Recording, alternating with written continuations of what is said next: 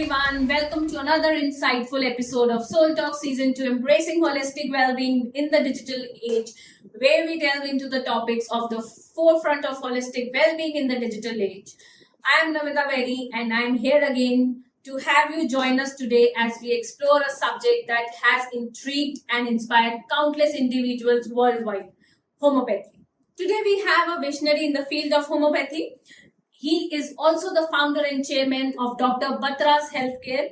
With over 225 clinics across 6 countries, his remarkable journey has not only transformed the landscape of homeopathic healthcare, but has also earned him widespread recognition, including the prestigious Padma Shri Award in 2012 for his invaluable contributions to medicine and homeopathy. Ladies and gentlemen, in conversation with our host, one and only Mr. Kapil Gupta, CEO and founder of Solh Wellness, please welcome Dr. Mukesh Batra, who will unravel the intricacies of homeopathy, its principles, and its profound impact on individual wellness in today's digital age. Hello, Dr. Batra. It's a pleasure to have you here on Soul Talk Season 2. Thank you very much. Let me jump right in. So, in Feel Good, Heal Good, you discuss the rise of mental health issues like anxiety, stress, loneliness. What do you believe are the primary contributor to these in the current digital era, and how did COVID-19 really exacerbate them? That question is going to take a very long answer because it covers almost everything about mental health and its problems. So let me try to divide it into 2-3 very simple parts. The first, of course, is that, as you said, digitalization itself has caused a lot of stress. Now, you know why? Because what happens is that when we were secluded, we were happy. When we see the other outside world and we see everybody glamorous and we see only, unfortunately, people only, put the happier side of life in that sense, not even the happier, I would say the greedier side of life is what is portrayed on Instagram and on these kind of portraits that you're having parties, you're having a great life. But people forget the toughness that goes beyond it and behind it. And so you just want to see that, well, why can't I be like this? It's like the Kardashians, for example, the kind of life that they lead. Why can't I lead it? And therefore, that kind of leads to a huge disconnect and a dissatisfaction in my own life, in what I'm doing for every consumer. So I think looking at that other part of life, which is not really real, which is actually just maybe momentarily, but believing that to be really the real life and the real life that I should be leading causes me a lot of dissatisfaction and unhappiness. So this is really one major reason for, how digitalization has actually changed the goalpost of happiness. And because it's done that, that's why a lot of people are more dissatisfied as compared to what they ever were earlier. Sure. So I call this as, the most remote person in the most rural part of India is watching reels from the most affluent person from the most urban part of the first world countries and seeing, having aspirations to live like that. I totally agree with you. And I'm saying an aspiration is good. But, if aspirations are combined with pole vaulting ambition and the inability to achieve them, then that causes a huge disconnect and dissatisfaction in life. So I think that's the first thing. The second thing is that, also everything is now very fast paced. And this is the other thing that's happened in today's world, that, you want everything jhatpat. We are now part of a jhatpat, a 2-minute generation, if I may use that word. That 2 minute is not just for noodles, but also for the life we lead. We are rushing somewhere up. Today we are actually eating fast food in a fast paced life. And all of this is very unhealthy. And this really gives rise also to a lot of emotional disconnect and unhappiness in life. And we can talk about that a little later when we talk about how food plays an important part, an important role in our emotions as well, which we don't really recognize it, but that's actually so true. So, leaving this fast-paced life, a stress-paced, a very competitive life. I'm saying just look at it that with 0.1%, you could not get admission into a medical college. Oh, absolutely. And you still got 99% marks. So, this kind of whole 100%ers club and wanting to be there, everybody can't get there. In my life, during my time, I'm saying if you got a first class, it was fabulous. You got 60% marks, people patted you on the back and you were considered very, very brilliant. And they invited you to any college that you wanted. I'm saying today, you get 60% marks, you're nobody. You're just nobody. Yeah, So I think Absolutely. this fierce competition, and the fast-paced life, wanting to get somewhere very quickly, wanting to get somewhere very impatiently. I think all of this also causes anxiety, and therefore gives rise to a lot of pressure in today's world. So this is really the other part. I think that's very very important. I think, and this is really why the third part again why I think we are under so much of pressure is also because of the kind of news that we are getting. I think we also Mhm. are suffering from because of digitalization. We're also suffering from, I would say, information overload. and i Sure. can and I can just talk about it from the medical point of view of being a doctor, that sometimes Google University and Dr. Google and WhatsApp University is even stronger than a doctor's opinion. I'm saying patients come to us and say, doctor साहब आप तो ये ठीक कह रहे हैं, but हमने तो ये गूगल में ये पढ़ा है, हमने तो व्हाट्सएप में हमारे फ्रेंड ने हमको ये भेजा है, तो सही क्या है? So even doctors' knowledge is today questioned by WhatsApp universities and by Dr. Google. So Mhm. really, this also creates a lot of discontent because there is so much of information lying around, and a lot of it is bogus. It's not true. Mhm. So if everybody thinks that they're sick and they're dying just because the world is still a happier place, it's not so unhappy the way we think about it. But if Abs- all the time we are going to be only bombarded with the war, with pictures of war and nuclear war, and which hasn't happened yet, and hopefully never will. But if those threats are going to consume our life totally, we are really not going to be happy because we're going to be anxious all the time. You know, Absolutely. so I think that's when will the war come to my border? If Mhm. if every day I'm just seeing the things of killing, and then how happy can I be if I'm going to see humanity being killed Yep. and being slaughtered? So, So I think these kind of images that come, and unfortunately, like they say, no news is good news, and I actually believe in a way all news is bad news, because that is how it is today. Today nobody talks about the positivity of life because it doesn't make headlines. The only things that make headlines are is bad news, something which is not happening well in the world, and then you tend to mhm. relate with that, and you can, acha, meri bari kab aayegi? When it will be my turn now? Sure. Maybe I'll be next, and therefore Mhm. therefore I start worrying along. So I think these are the three kind of things that are really very important. I think what Mhm. COVID did was it made a lot of things worse. So it was Sure. already there. Now, why did it make it worse? It made it worse for two or three reasons. Number one is there was a lot of uncertainty. Now, you'll always see that one of the reasons for anxiety is uncertainty. Mhm. अगर मुझे पता है कि मुझे मरना है तो मुझे मरना है. Yep.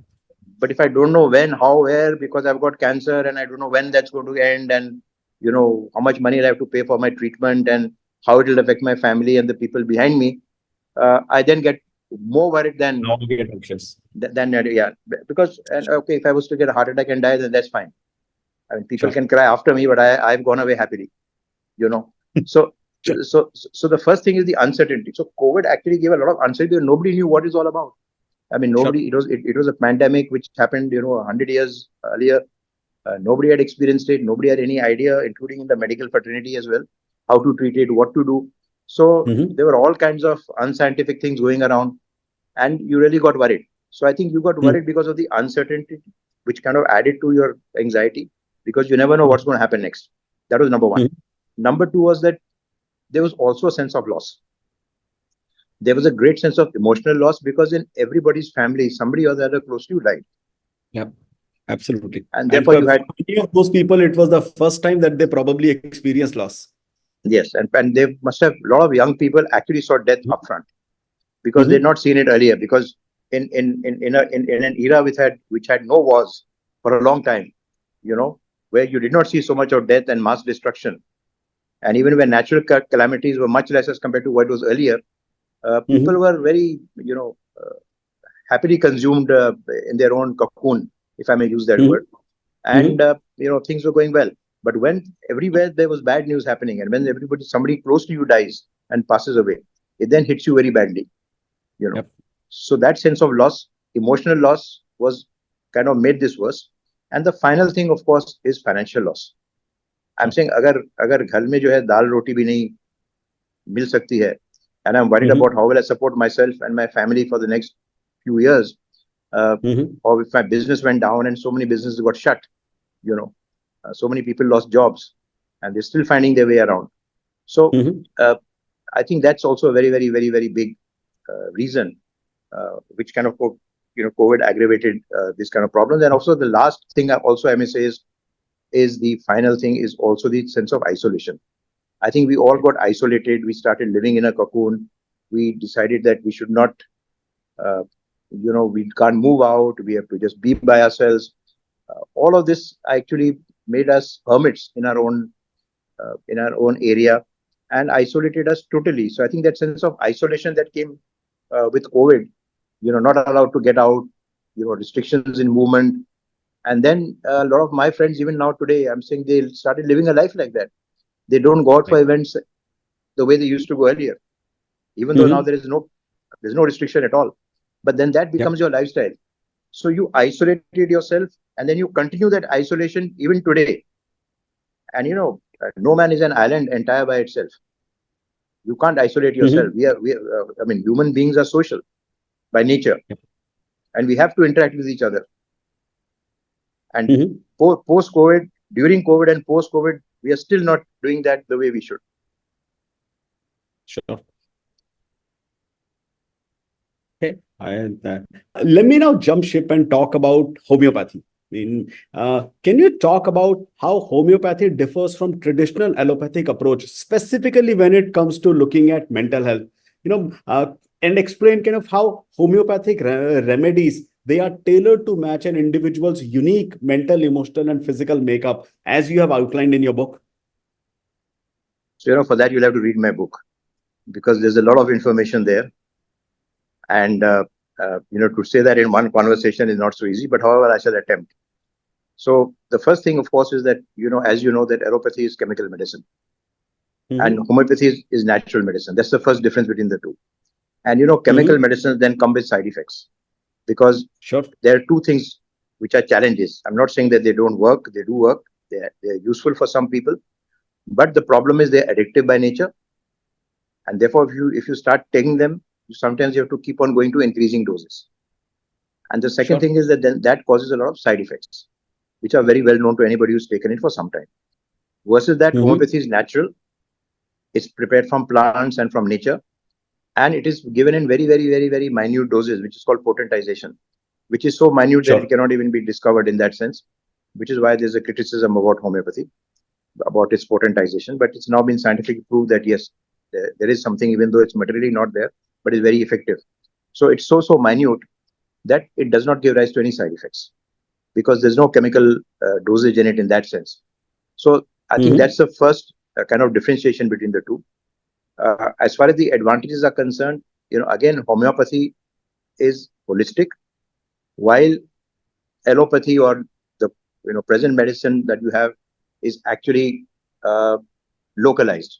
So what happens is that you really are treating only the mind, but you're not treating the body, or you're treating the body and you're treating the mind. While homeopathy is Sure. holistic, it is mind and body together, and it therefore believes that Okay. they are they are interconnected. And more than 250 years ago, the founder of homeopathy, the German doctor, Dr. Samuel Hahnemann, whose birth celebrations we are just celebrating even now, because he was born on 10th of April. Uh, he actually gave this theory that mind and body are interconnected, and he actually spoke of psychosomatic problems much before it was actually recognized by the medical world. So Okay. that's a very, very important part of homeopathy, that the mind and body are interconnected and they act like that. So let me give you an example. So for example, I had a patient who came to me with a severe backache for a very long time, and he had been to many doctors, and he had come to me as well, and I could not have helped him for some time. And then after taking a detailed case history, then something that he told me, which kind of clipped in my mind. He then said that I was working in a multinational bank, and I uh, went to my bank shut down Indian operations because the government changed its laws, and then I had to look for another job. And when I went for a job, my junior in uh, in an Indian bank interviewed me, and he asked me questions, which I was so humiliated because he was my junior and I was his boss, and now I'm appearing before him in an interview to get a job. Oh. And that's something that Mm-hmm. stayed in his mind for last 10 years, giving him a very, very chronic backache. So understanding Sure. that and then giving him a homeopathic medicine which acted on that emotion, it actually cured his backache forever. So a very chronic backache got all right because of the emotional source that it happened. So similarly, I'm saying in a lot of Sure. diseases as well, we believe in homeopathy, there's a cause and effect. Now, let me give you an example of asthma, for example. Now, we know, for example, that anxiety or stress causes asthma. It can actually precipitate an attack. And the reverse is Mm-hmm. also true, that when you are suffering from a chronic problem like asthma, you're also anxious. Sure. Because मैं कब ठीक होऊंगा? Will I ever become all right? How long I've been suffering? Mm-hmm. What will happen if I can't When will breathe? I have that? Yes. Mm-hmm. So all these thoughts come to your mind. So there's a cause and effect, and then you get into this circle of life, which is very difficult to get out of. You know. Sure. So this is what homeopathy recognizes, and it helps you to get out of this. And therefore, Sure. it unlike chemical medicine, which only acts on neurotransmitters and kind of only affects that, blocking sensations and kind Mm-hmm. of not making you feel unhappy because of that. It and trying to alter the chemical structure of the body. What homeopathy does it is actually allows you to balance your emotion and your physical part very, very well with the kind Sure. of medicines that it gives. And that is why then it becomes a perfect balance. And that is why it kind of becomes a cure from the root and not just a Mhm. suppression of a symptom. I So got it. in with chemical medicine, you can suppress the symptom. You may become, if you're angry and anxious, you may become calmer. If you're aggressive, you will become less aggressive. You'll become Sure. like a dodo actually. You just move around, walking, not really realizing what you're doing, because all your sensations are numb. In homeopathy, you'll continue enjoying life the way you are, because none Sure. of those suppressions are going to happen, and yet you're going to be able to cure from the root over a period of time. And of course, provided you've been to the right doctor and got the right medicine. That's also very, very important, because homeopathy is bespoke medicine. Just Mm-hmm. like how you go to tailors and you have bespoke, personalized treatment. You have personalized suits that you get made abroad, Mm-hmm. Savile, and they are very, very Mm-hmm. upmarket. So same way, Sure. homeopathy is bespoke medicine. It's tailored only for you. It's not for Sure. masses. So you Mm-hmm. can't take a pill for all ills. Mm-hmm. There's no single pill for all ills. It's a pill which is specially made for you, for Sure. your personality, your type. So understanding that, you can then go to the root of the problem, because that medicine is only meant for you as a person. Sure. So it's natural, so chemical free. Yes. It's tailor made to a specific individual. It's something that works as a holistic, healing system. Absolutely. I mean, thank you so much for that. There is a lot of, confusion, or there is a lot of myths that people have surrounding homeopathy. So I hope some of the conversation we have will help debunk some of that as well.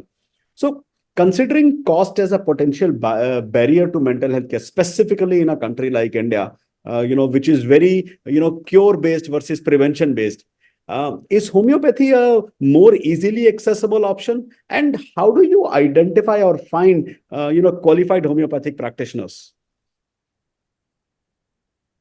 So, first of all, I always say this, that, I mean, you have frozen again, but I do not know whether you're I okay can to hear go along you. with it.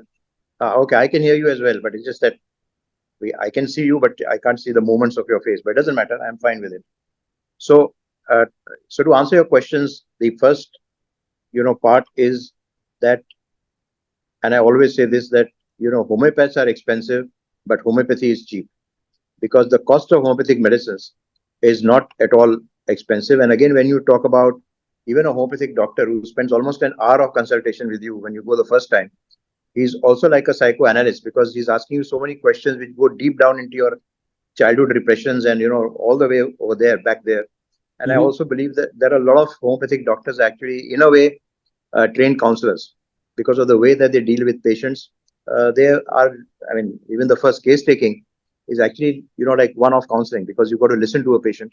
I mean, you've got to be a very good listener in homeopathy, and that's very, very important, especially in cases of mental health, because lots of patients don't find that loving listening ear that they need for the problem that they have. So Mhm. I think that's the first thing, that looking at the kind of cost that you get with chemical treatment, the kind of cost that you get overall with counselors and with, going into counseling, putting that all together. And if at all there is some hospitalization, then that of course makes it much, much worse in terms of expenses. Homeopathy is still a very, very cost effective system of medicine, even for mental health. I mean, you just can't compare the cost.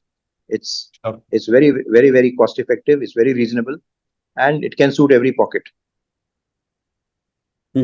Sure. So that's my answer to the first question. And the other one was how to recognize a good doctor or a good homeopath. Right. Now, that's not very easy because just to let you know, there are 300,000 homeopathic doctors in India alone. And Okay. there are almost 5-6 lakh doctors all over the world. So India has almost 50% of the homeopathic doctors of the world. You know, and it has 20% of patient base. So, like for example, there are 50 crore homeopathic lovers and users of homeopathy all over the world. 10 crore are from India. So, that's the kind of statistics that is, just to put it in perspective. So, Sure. you have enough doctors in India. I mean, that's what I'm trying to say. And therefore, to choose the right one is a challenge. Not to find one, but to choose the right one. So, finding is easy because you'll probably have a neighborhood doctor just around your corner.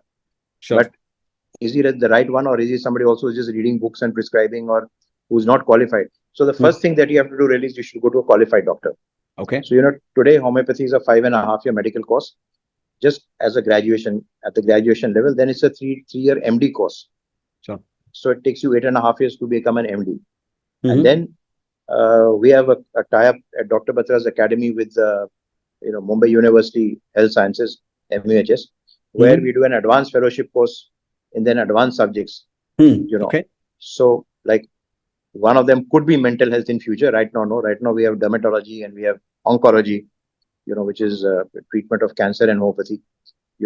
So we actually train then doctors after 10 years and train MD doctors further and give them a fellowship from the university, which is conducted by us as part of a public-private partnership. So just imagine that a homeopathic qualified doctor goes through 10 years of education before he can actually start practicing, and then he has experience. So always go with a qualified doctor is what I'm saying. That's the first part. The second part is that in medicine, anyway, the best way to go is really word of mouth. Sure. Because somebody who's been treated, somebody from your family circle, somebody who's happy with the doctor, somebody who vouches for him or her, I always say this, that in medicine statistics don't work at all. I could say that I have treated 15 lakh patients, which I have, but it is no meaning for you if I can't help you. Sure. Because every patient is. So I always jokingly say that medicine is like even worse and more exacting than a film star's career, because a film, God sits in the box office every Friday is what they say. And so a film career goes up or down depending on how well that film does. But a doctor's career depends on every individual patient. So if that one patient is not getting all right, then you're not a good doctor, because you failed and you couldn't treat me. So you have to succeed in almost every patient. So it's very exacting, and therefore choosing the right doctor becomes very important. A doctor who also has not only cures but also has care, because especially in mental health, you need somebody who's a good listener. You need somebody who understands your problem. You need somebody whom you can identify with, or who can appreciate your concern, and not somebody who's sitting on top of a pulpit and then giving you a lecture and saying, "Arey, aisa kyun kiya? Why did you become like this? You're stupid." That kind of a thing doesn't work. It needs it needs compassion. It needs care. It needs compassion. So you actually need a compassionate doctor. Sure. And an efficient doctor. So I think the right way to find it is really by word of mouth. Sure. So compassion and empathy are key to being a good homeopath doctor. Of course, you need to have the right degrees. You need to have spent enough time in the medical school. You need to have studied. You need to have all the knowledge and information that is there to be gathered around it. And of course, look for somebody who has done fellowship at Dr. Batra Center. So, they will have an added leg to what they can provide. No, that, I mean, not at our center, but anywhere else as well. At anywhere, I mean, right. it could be anywhere in the world. Yeah, anybody who's super specialized in that kind of treatment and who has a lot of experience, it always helps. Yeah. Sure. So, with the rise of telehealth and online resources, how do you think homeopathy can adapt and leverage technology to, in some ways reach out to a wider audience that may be struggling with mental health concerns? And I'm specifically talking about mental health concerns. Yes. Your voice was breaking again, but I can go ahead. I've understood the gist of your question. It was regarding telehealth and telemedicine, and especially for mental health concerns. Yes. So, technology has great reach. Technology is something that is very useful. I started using technology when I set up my first paid clinic, my own clinic in 1982, when Mhm. computers just came to India, and I Mhm. created one of the first digital health programs in the world for homeopathy, for sure, but even Mhm. otherwise for medicine. That is what has allowed me to scale. That's why today I can have 225 centers in 6 countries, you know, because I'm using technology, because all my clinics are 24/7 network. We also have an online model for consultation. We are now launching a new model for healthcare, where we will have counselors and medical experts and doctors and psychiatrists and homeopaths to kind of reach out to people who are suffering from mental health, Mhm. you know, and even a 24/7, helpline to help people to overcome the anxiety and the problems that they have. So, Mhm. we've already done that, and it helped us hugely, especially during COVID, because we were technologically savvy. All our doctors were. We could very quickly, I think, within a week's time, we managed to move at least 100 computers into our top 100 doctors, out of the 400 doctors that we have, into their homes, and we could then start consulting from home for all the patients who needed help, Sure. so that they could continue their treatment. Now, this was Mhm. possible only because of technology, and Mhm. therefore the use of technology will actually help reach. It will help availability. It will help also giving knowledge to people at the right time, because you can use Mhm. technology also to give, your messages of good health and what you should do, and self-help and things like that. How you can help yourself even until you go and reach and can consult a doctor. So Mhm. it has a lot of importance, and I think today it's available everywhere. And I think using digital health, especially for mental health, is something which is very valuable. And I'm Sure. absolutely all for it, and my company is doing it as well. Sure, sure. And that's really my mission as well. So at Soul, we've actually created a tech-based, AI-enabled tech-based platform that is providing, empowering people with tools and solutions of all different kinds, self-help and community support and expert services, so they are able to get that kind of a help. And because it is tech driven, it is available for anybody and everybody whenever they require. So yeah, I mean, really, I think telehealth and online resources have a huge role to play in the ability to reach out to the people and be able to provide mental health services. So, Well done, and congratulations. thank you. I'll talk a little bit more about that, offline separately with you. But so how do dietary changes, lifestyle adjustments, and homeopathy collectively aid in stress management and improving mental health, mental well-being of people? And can you talk about how homeopathy addresses, emotional eating patterns, and in that sense, foster a healthier coping mechanisms during stressful or anxious periods for people? So let me start by giving an example of homeopathy. So Mhm. there's something called emotional insecurity, right? We all go through it at some stage or the other in our life. But in Mhm. homeopathy, we believe that there's a very, very important symptom of a personality which can give rise to lots of various physical disorders, like because you got Mhm. emotionally insecure. So because of emotional insecurity, I remember a case of a child, a 4-year-old child, who would get an asthma attack, severe asthmatic attack, every time the father went to the Middle East for a job. So every time he came back, he was all right. The moment the father went out, so that was like emotional insecurity. Emotional My insecurity. little pet dog would always, hide under a bed. Every time she would see my red bag coming out, knew that I was going to travel. Again, that is emotional insecurity. So Sure. emotional insecurity is actually at the core of a lot of physical health problems as well, you Mhm. know. And we believe that very strongly in homeopathy. But I just want to give an example of homeopathic prescribing, which will Mhm. make you understand this very, very well. Sure. And we can then go on to the other question that you answered, because this will answer, give you a very good insight into what I'm trying to say. So emotional insecurity is one symptom for Mhm. which there can be so many problems. Sure. Now, in homeopathy, we just don't look at that one symptom. Now, we actually then further qualify it to see why did that happen. Sure. So, for example, there's a medicine when you get emotional insecurity from separation, like a Okay. separation anxiety. Like I Mhm. gave you the example of the child who got asthma. Okay, every time the father went out. So, Mhm. for that, there's a specific homeopathic medicine called magnesium carb, prepared from magnesium. Okay. Now, there's another kind of emotional insecurity which comes because of over dominance.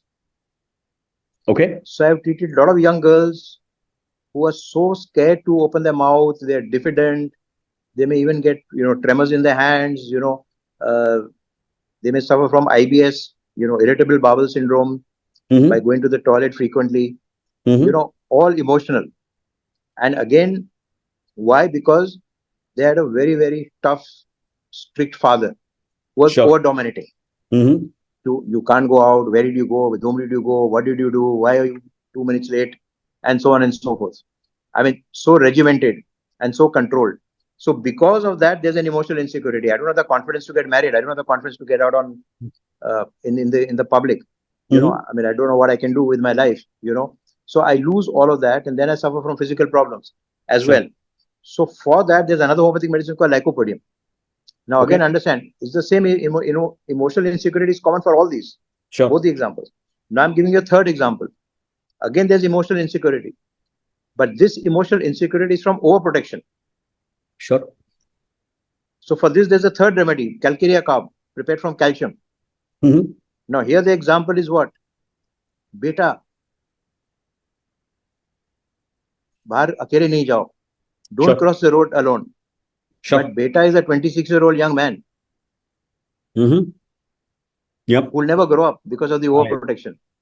yeah. So again, there'll be lack of problem. Now then again, these children, they grow up to have adenoids, tonsils, chronic colds, and so on and so forth. Now this is how the connection we establish, and this is how deep homeopathy is. Yep. So I've given you these examples to make you understand how homeopath would actually treat mental disorders, emotional disorders, and Mm-hmm. and then of course, like I said, it goes on and on. There are many such examples in my book, which you would Mm-hmm. love to read and and understand and appreciate. So Absolutely. uh, this is really how homeopathy helps. So similarly, now coming back to anything else, because a lot of emotional problems and mental health problems are either social, they're circumstantial. Of course, some of them are hereditary, but a lot of them are also social, and they're also because of the way we live. They're Mm-hmm. lifestyle related. So Sure. because we have anxiety in the way we live, because we have stress at work. There's research which has shown that the person who causes the most stress is always your immediate boss. So if you have a nice immediate boss, you're good. If you have a terrible immediate boss, you're going to get into some problem or the other. And then now we know that when you come back home again, there's stress because then you have to get your food ready, you have to manage your house, and so on Mm-hmm. and so forth. And traveling to and work is now also stressful because you're hanging out of buses, or you're being crushed in trains when you're traveling. You never know when Or you'll stuck in reach. You traffic. never know, or stuck somewhere in between under a Sure. flyover waiting for a train to pass. So, there are so many things like this. So, life is very stressful today. And you're therefore Sure. living life 24/7 under stress. So, Mm-hmm. a lot of emotional problems today, especially emotional problems, including mental health problems, come because of the stressful life that we're leading. Therefore, Mm-hmm. changing our lifestyle helps in overall also getting rid of these problems. Sure. So, for example, therefore, doing meditation, doing yoga, having relaxation techniques, understanding that together with homeopathy, and also eating Mm-hmm. habits, because, we also know that eating is emotional in many ways. Lots of people, when they're depressed, they eat more. Lots of people, when they're depressed, they don't eat at all. So you'll Mm-hmm. find people losing, 5 kilos of weight in 1 month when they are under stress.